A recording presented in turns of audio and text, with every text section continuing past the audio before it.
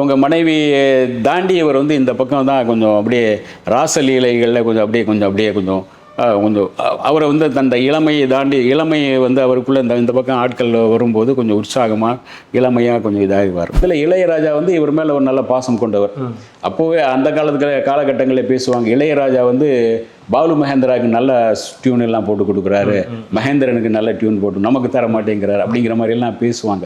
பல பேர் அந்த மீட் பண்ணும்போது சொல்லுவாங்களே அந்த மாதிரி சொல்லிட்டு லவ் பண்ணுறாங்க அப்படிங்கிற அதே மாதிரி இவங்க ஆமாம் லவ் பண்ணுறாங்க, ஏறக்குறைய அவங்க செட்டில் ஆகிட்டாங்க, கல்யாணம் பண்ணிட்டாங்க அப்படிங்கிற மாதிரியெல்லாம் இருந்தது, தனியாக வாழ்கிறாங்க அப்படிங்கிற மாதிரியெல்லாம் இருந்தது. ஒரு கட்டத்தில் வந்து அவங்க வந்து சூசைட் பண்ணிவிட்டு இறந்துடுறாங்க அப்படிங்கிற மாதிரி வருது. அதாவது ஒரு புடவையில் தொங்கிட்டு அவங்க இறந்துடுறாங்க அப்படின்னு. ஒரு முறை பாலு மகேந்திரா வந்தார், இப்படி தோலில் கைப்பட்டால டக்குன்னு தோலை தள்ளி விட்டார். தள்ளி விட்டு அந்த கையை தள்ளி விட்டுட்டார். ஏன்னா அவர் இந்த ஃபோட்டோ எடுத்தவர் யாருன்னா, ரெட்டலுக்ஸ் நெஞ்சங்களுக்கு வணக்கம். நான் உங்கள் கார்த்திக். இன்றைய நேர்காணலில் நம்மோடு இணைந்திருப்பவர் கலைமாமணி மற்றும் மூத்த பத்திரிகையாளர் திரு சபிதா ஜோசப் அவர்கள். வணக்கம் சார். வணக்கம் சார்.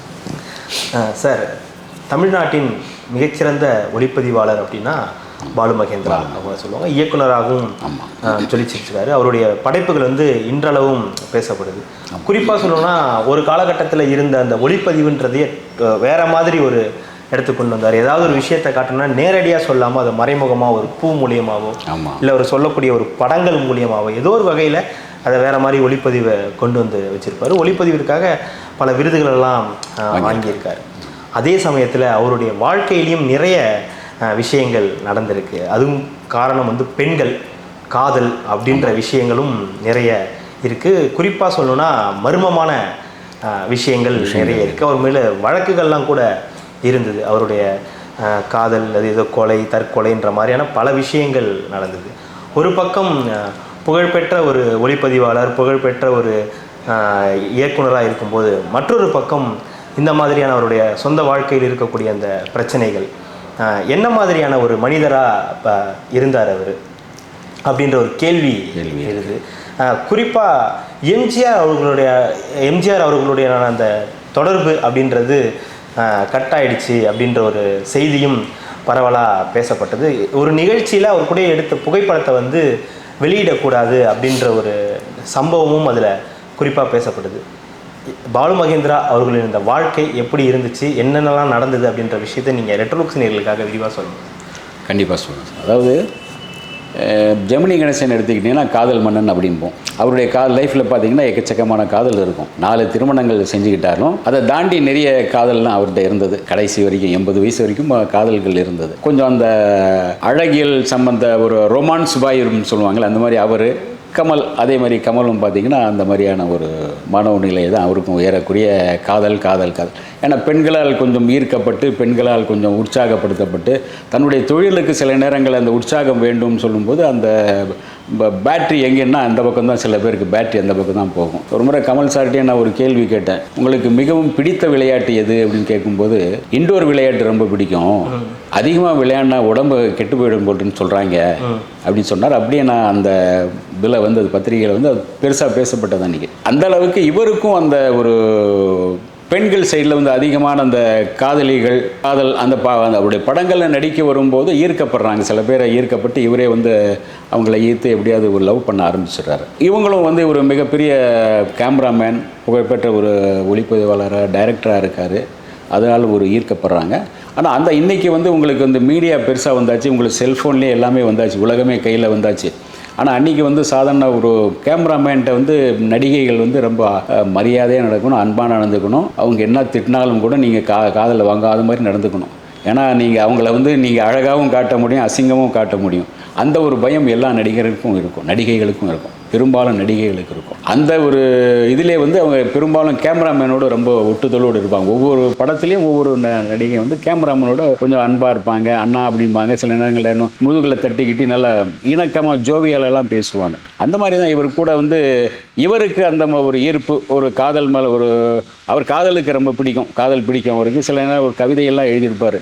இந்த கவிதை எல்லாமே வேறு மாதிரி. அந்த கவிதை சில ஒரு சமயம் ஒரு காதலை பற்றி ஒரு சீதா ஹாலில் வந்து ராணி சீதை ஹாலில் ஒரு கவியரங்கு ஒன்று நடத்தினாங்க காதலை பற்றி. அதில் இவரும் ஒரு காதல் கவிதை எழுதினார். அதில் வந்து பெண்ணுடைய அந்த சிறுநீர் அதுவும் ஒரு வாசனை நறுமணம் தரக்கூடியதுங்கிற மாதிரியெல்லாம் வார்த்தை சொல்லியிருப்பார். இந்த மாதிரி ஒரு ரசனை உள்ள வேற மாதிரி அவர். அதனால் அவர் கூட அவருடைய படங்கள் நடித்தா பார்த்தீங்கன்னா நிறைய பேர் அந்த மாதிரி வந்திருப்பாங்க. ஆரம்பத்தில் உங்கள் ஷோபா, அதுக்கு முன்னே வந்து பார்த்தீங்கன்னா மோனிகா, வண்ண வண்ண பூக்களில் மோனிகா வந்து கடைசி, அவங்க தான் கடைசி வந்தது. அவங்க வந்து இப்போவும் இருக்காங்க, ஒரு சீரியல்கள் நடிச்சிட்டு இருக்காங்க. அவங்க என்ன சொல்லிட்டாங்கன்னா, நான் அவரை வந்து ரொம்ப பிடிக்கும், எனக்கு மானசீகமாக அவர் வந்து கணவராக ஏற்றுக்கிட்டேன் அப்படின்னு இவங்க சொல்லுவாங்க. அவர் ஒன்றும் சொல்லலை அதை பற்றி. ஆனால் அவங்க கூட தொடர்பு இருக்குங்கிற மாதிரி அவர் ஏற்றுக்கிட்டார். அவங்க கூட எனக்கு தொடர்பு இருக்குது அப்படிங்கிற மாதிரி அவர் ஏற்றுக்கிட்டார். அதேமாரி உங்களை அருந்ததி, அதுக்கு முன்னே 2-3 பேர் வருவாங்க, இந்த மாதிரி ஒரு லிஸ்ட்டில் வருவாங்க. ஷோபாவை பற்றி தான் கொஞ்சம் அதிகமாக. அதுக்கு பிறகு வந்து ஷோபா ஒரு கவனிக்கப்பட்ட ஒரு மிகப்பெரிய நடிகையாக வந்தாங்க. அருந்ததியும் அதே மாதிரி ஒரு கவனிக்கப்பட்ட ஒரு நல்ல நடிகை. சில அவருடைய படங்களில் வந்து ராஜராஜ சோழன் அந்த இதில் வந்து அவர் எடுத்த படம் தான் அது. வந்து இவர் 2 மனைவி கதை இருக்கும். மோகனுக்கும் ராதிகாவும் இவங்க அருந்ததி, இவங்க அருந்ததி தானே அவங்க 2 பேருமே அதில் வந்து மோகனில் ஒன் சைடு லவ் பண்ணுவாங்க. ஒன் சைடில் 2 பேர் தெரிஞ்சே கல்யாணம் பண்ணிக்குவா, லவ் பண்ணுவாங்க. இந்த பக்கம் ஒரு நாள் இங்கே இருப்பார், ஒரு நாள் இங்கே இருப்பார். அவர் அந்த மாதிரி ஒரு மென்டாலிட்டி அவருக்கும் உண்டு. அவருடைய மனைவி இருந்தாங்க, மகள் இருக்காங்க. ஆனாலும் கூட அவங்க மனைவி தாண்டி இவர் வந்து இந்த பக்கம் தான் கொஞ்சம் அப்படியே ராசலீலைகளில் கொஞ்சம் அவரை வந்து தந்த இளமையை தாண்டி, இளமையை வந்து அவருக்குள்ளே இந்த பக்கம் ஆட்கள் வரும்போது கொஞ்சம் உற்சாகமாக இளமையாக கொஞ்சம் இதாகிவார், பரிமாளிக்க ஆரம்பிச்சிருவார். அந்த காதல் காட்சி வைக்கவும் இது பண்ணவும் அவர் அந்த மாதிரி ஒரு இருப்பார். அவருக்குள்ளே அந்த இளமை துள்ளல் இருந்தது. ஒரு சமயம் ஏதோ ஒரு படத்தில் கூட ஒரு ப்ரொடியூசர் சொல்லியிருப்பார், என் பணத்தை எல்லாம் இந்த உடும்பு கறி சாப்பிட்டே காலி பண்ணிட்டாரியா இவர் அப்படிம்பார். வண்ண வண்ண பூக்கள் சமயத்தில் ஒரு ப்ரொடியூசர் கூட சண்டை நடந்துக்கும். அந்த மாதிரி வண்ண வண்ண பூக்களில் பார்த்தீங்கன்னா வினோதினி தான் ஹீரோயின். அவங்களுக்கு வந்து ஒரு துண்டு போட்டு இது பண்ணியிருப்பார். ஆனால் இவருடைய நெருக்கமாக இருந்தவங்க மோனிகா, அவங்களுக்கு கொஞ்சம் ஃபுல் ட்ரெஸ் போட்டு இதெல்லாம் போட்டு வச்சுருப்பார். இவருடைய கண்ட்ரோலில் இருந்ததுனால அவங்க அந்த மாதிரி வந்திருப்பாங்க. அவங்களும் அதுக்கு பிறகு நிறைய படங்கள் இவர் கூட பண்ணல, சில படங்கள் பண்ணாங்க. அதுக்கு பிறகு அவங்க டிவி சீரியலில் இப்போ வந்து கொஞ்சம் டிவி சீரியலில் அதெல்லாம் பண்ணிகிட்டு இருக்காங்க. பெருசாக அவங்க வரல. அவங்க வந்து அது மாதிரி உங்களுக்கு அந்த ஷோபா தான் கொஞ்சம் அதிகமாக வந்தாங்க. ஷோபாவுக்கான சில படங்கள், நல்ல நல்ல படங்கள் இவரும் சில படங்கள் பண்ணுறாரு. வெளியே கொஞ்சம் நல்ல படங்கள் வந்தது. ஏணிப்படிகள் அப்படின்னு சொன்ன சமயத்தில் வந்து ஒரு கேமராமேன் அந்த படத்துக்கு. அப்போ வந்து சத்யராஜ் என்கிட்ட சொன்னார், அவருடைய வாழ்க்கை அவரில் எழுதும்போது, ஷோபாவை லவ் பண்ணிகிட்டு இருந்தார் சார். அடிக்கடி இவங்களை பேசி திடீர்னு காணாமல் போயிடுவாங்க, ஓரமாக போய் உட்காந்து பேசிகிட்டு இருப்பாங்க, இது பண்ணிகிட்டு இருப்பாங்க. அப்போவும் நான் பார்த்தேன், ஒரு 4-5 பேர் என்கிட்ட சொல்லுவாங்க, 2 பேர் லவ் பண்ணுறாங்க. பல பேர் அந்த மீட் பண்ணும்போது சொல்லுவாங்களே, அந்த மாதிரி சொல்லிட்டு லவ் பண்ணுறாங்க அப்படிங்கிற. அதே மாதிரி இவங்க ஆமாம் லவ் பண்ணுறாங்க, ஏறக்குறைய அவங்க செட்டில் ஆகிட்டாங்க, கல்யாணம் பண்ணிட்டாங்க அப்படிங்கிற மாதிரியெல்லாம் இருந்தது. தனியாக வாழ்கிறாங்க அப்படிங்கிற மாதிரியெல்லாம் இருந்தது. ஒரு கட்டத்தில் வந்து அவங்க வந்து சூசைட் பண்ணிவிட்டு இறந்துடுறாங்க அப்படிங்கிற மாதிரி வருது. அதாவது ஒரு புடவையில் தொங்கிட்டு அவங்க இறந்துடுறாங்க அப்படி. அதில் ஒரு சந்தேகங்கள் வருது. ஒரு ஃபேனாக இதாகல, புடவை ரொம்ப ஒன்றும் பண்ணல, முகத்தில் இந்த சூசைட் பண்ணும்போது வந்து உங்களுக்கு இந்த நாக்கு இவ்வளோ தள்ளிடும், இது பண்ணி அதெல்லாமே ஒன்று எதுவுமே இல்லை, இது சந்தேகமாக இருக்குது அப்படின்னு இவர் மேலே ஒரு வழக்கு தொடுத்தாங்க. இவர் மேலே ஒரு குற்றவாளியாக இவர் வந்து ஷோபாவுடைய இறப்புக்கு காரணம் பாலு மகேந்திராங்கிற மாதிரி தான் அந்த ஃபுல்லாக பேசப்பட்டது, இது பண்ணப்பட்டது. இப்படி இருக்கும்போது அந்த காலகட்டத்தில் அந்த அப்போ முதல் சிஎம்மாக இருந்தவர் புரட்சித் தலைவர் எம்ஜிஆர் அவர்கள். ஒரு சமயம் வந்து புரட்சித் தலைவர் எம்ஜிஆருக்காக ஒரு ஃபங்க்ஷன் பண்ணார் நம்ம பாரதி ராஜா. அந்த ஃபங்க்ஷனில் வந்து எல்லோருமே கலந்துக்கிட்டாங்க, முக்கியமான ஆட்கள்லாம் கலந்துக்கிட்டாங்க. ஈழத்தமிழர்களுக்கு உதவுற மாதிரி ஃபங்க்ஷன். அதே சமயத்தில் இவங்க வந்து நிதி திரட்டணும், இந்த சத்துணவுக்கும் ஒரு நிதி தரணும் அப்படின்ட்டு ஒவ்வொருத்தரும் நிதியை திரட்டி தர்றாங்க. சில பேருக்கு அந்த மோதிரமெல்லாம் அன்றைக்கி அணிவிச்சார். அப்படி வரும்போது ஒவ்வொருத்தராக வந்து கூப்பிட்டு ஒவ்வொருத்தர் ஃபோட்டோ எடுக்கணும் அப்படின்னு வரும்போது ஒரு முறை பாலு மகேந்திரா வந்தார். இப்படி தோலில் கைப்பட்டால டக்குன்னு தோலை தள்ளி விட்டார். தள்ளி விட்டு அந்த கையை தள்ளி விட்டுட்டார்.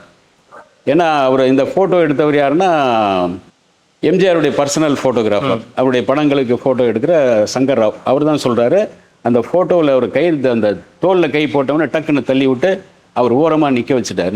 ஓரமாக நிற்கிறார், அவ்வளோதான், ஒட்டுதல் இல்லாமல் இருக்கிற மாதிரி கொஞ்சம் நிற்கிறார். அதை வந்து ஃபோட்டோ அவர் எடுத்தார். அதுக்கடுத்து இன்னொருத்தர் ஃபோட்டோ எடுத்தார். இந்த மாதிரி நிறைய பேர் ஃபோட்டோஸ் எடுத்தாங்க.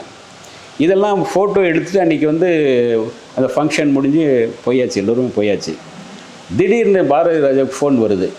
இந்த ஃபோட்டோஸ்லாம் நீங்கள் ரிலீஸ் பண்ணிட்டீங்களா, யாருக்கும் கொடுத்துட்டீங்களா? இல்லை கொடுத்துட்டாங்களா என்னன்னு தெரியல. இவர் முழிக்கிறாரு. யார் யார் ஃபோட்டோ எடுத்தது, யார் யார் கூப்பிடியா அவங்கள அப்படின்லாம் சொல்லிட்டு இருக்காரு. இவர் ஜேபிஆர் வந்துட்டார். அவன் ஃபிலிம் வாங்கிட்டு வந்துரு அப்படின்ட்டு வந்துட்டார். யார்கிட்ட இருக்கு அந்த ஃபிலிம்லாம் அப்படி தூக்கிட்டு வந்துடணும் அப்படிங்கிறோம். ஜேபிஆர் வந்தவுடனே யார் யார் சொல்லுங்கன்னு ஒரு 2-3 சில ஒரு அப்போ வந்து ஃபோட்டோகிராஃபர் ரொம்ப கம்மி தான். ஒரு 2-3-4 பேர் தான் இருந்தாங்க. அந்த 4 பேரில் இவர் சங்கர் வந்து நான் எடுக்கலைன்னா என்ன அப்படின்னு அவருக்கு இது பண்ணிட்டார். அவர் கொடுத்தா அது மாதிரி இவர் பிரவீன் குமார் அப்படின்னு ஒருத்தர் ஃபோட்டோகிராஃபர். அவர் 6 வீரல் வச்சவர். அவர் வந்து நடிகர் விஜய்க்கு வந்து ஃபஸ்ட்டு மேக்கப் டெஸ்ட் பண்ணி அந்த அந்த நாளைய தீர்ப்பு படத்தினுடைய முதல் ஃபோட்டோகிராஃபர் அவர். அதனால் ராசியான ஃபோட்டோகிராஃபருங்கிறனால அவங்க அப்பா வந்து அவரை வச்சு தான் ஃபோட்டோலாம் எடுத்தார். அந்த மாதிரி அந்த அன்றைக்கி வந்து பத்திரிகைகளுக்கு அதிகமான ஃபோட்டோஸ் சப்ளை பண்ணுற இவங்க ஒரு 4-5 பேர் இருப்பாங்க. அதில் இவர் பிரவீன்குமாரும் இவரும் ஃபோட்டோ எடுத்திருந்தார். பாலு மகேந்திரா பக்கத்தில் நிற்கிற மாதிரி, ஒட்டி நிற்கிற மாதிரி அதெல்லாம் ஃபோட்டோஸ்லாம் எடுத்திருந்தார். இந்த ஃபோட்டோக்கெல்லாம் எடுத்து போய் அவர் குங்குமம் பத்திரிகையில் பாவைச்சந்திரன் அப்போ இருந்தார் எடிட்டர்.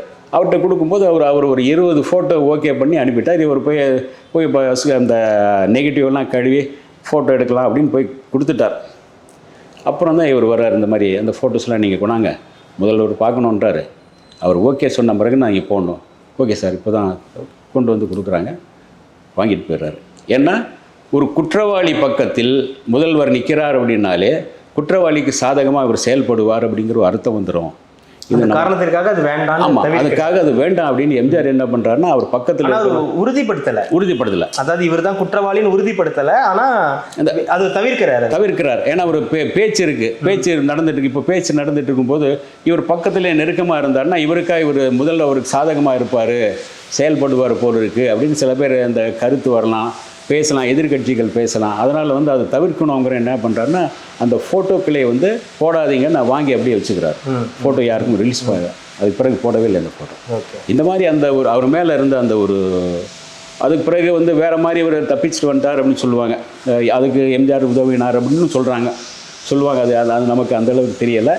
ஆனாலும் கூட அது வந்து வேறு வகையில் அவர் வந்து தப்பிச்சுட்டு வெளியே வந்துட்டார். சோபா விஷயத்தில், மற்ற நடிகைகள் விஷயத்தில் அவர் மாட்டலை. சோபா விஷயத்தில் தான் அப்படி மாட்டினார். வேறு ஏதோ காரணங்கள் இருக்கலாம். ஆனால் சில பேர் வந்து அந்த வழக்கு என்ன ஆனது, கடைசி அதுலேருந்து வெளியே வந்துட்டார். அவர் இதுலேருந்து வெளியே வந்துட்டார். தற்கொலைங்கிற மாதிரி அதை முடிவு பண்ணி ஆச்சு. ஏன்னா வேறு யாராவது இது பண்ணிடும், பெரிய டைரக்டர் வேறு யாராருக்கு ஆட்களை பிடிச்சிருக்கலாம். அவர் மலையாளிங்கிறனால கொஞ்சம் உங்களுக்கு வேறு சப்போர்ட்டில் வந்திருக்கலாம். உள்ளுக்குள்ள மிகப்பெரிய இயக்குனர் வேற அவர் மேலே ஒரு கம்ப்ளைண்ட் அந்த மாதிரி இந்த மாதிரி படங்கள் தான் அவருக்கு எடுக்க தெரியும் போது கூட ஒரு சதிலீலாவதின்ற மாதிரி ஒரு படங்கள் பண்ணி எனக்கு நகைச்சுவையும் பண்ணது முடியும், இந்த மாதிரி படங்களை இயக்க முடியுன்ற ஒரு விஷயத்தை. கமலுக்கு வந்து உங்களுக்கு அவர் தான் கன்னடத்தில் வந்து கோகிலான்னு ஒரு படம் எடுக்கிற மிகப்பெரிய அளவில் போகுது. அதே மாதிரி 3ஆம் பிறை பார்த்தீங்கன்னா மிகப்பெரிய அளவில் போகுது. 3ஆம் பிறை வந்து இவருக்கு கண்ணதாசனுடைய கடைசி படம். அது அந்த அளவுக்கு அந்த எல்லோருக்குமே அந்த ஒரு இளையராஜா கண்ணதாசனுக்கு பண்ணுற கடைசி படம். இளையராஜாவுக்கும் அது அன்றைக்கி கண்ணதாசனும் 3 படங்களுக்கு ஒரே நேரத்தில் அன்றைக்கி பாடல் எழுதுகிறார். கடைசியாக எழுதிட்டு கண்ணை கலைமானை முடிச்சுட்டு அது போகிறார். அந்த மாதிரியே வந்து ஒரு அதே சமயத்தில் இளையராஜா வந்து இவர் மேலே ஒரு நல்ல பாசம் கொண்டவர். அப்போவே அந்த காலகட்டங்களில் பேசுவாங்க, இளையராஜா வந்து பாலு மகேந்திராவுக்கு நல்ல டியூன் எல்லாம் போட்டு கொடுக்குறாரு, மகேந்திரனுக்கு நல்ல டியூன் போட்டு நமக்கு தர மாட்டேங்கிறார் அப்படிங்கிற மாதிரி எல்லாம் பேசுவாங்க. அந்த அளவுக்கு இவர் நெருக்கமாக அதெல்லாம் இருந்தார். அப்புறம் இந்த கமிட்டிலேருந்து இருந்திருப்பார். பெரும்பாலும் உங்களுக்கு சென்சார் கமிட்டி அதெல்லாம் இருந்திருப்பார். அது அரசு செல்வாக்கு கொஞ்சம் மேலிடத்தில் செல்வாக்கு இங்கெல்லாம் கொஞ்சம் இருக்கலாம்.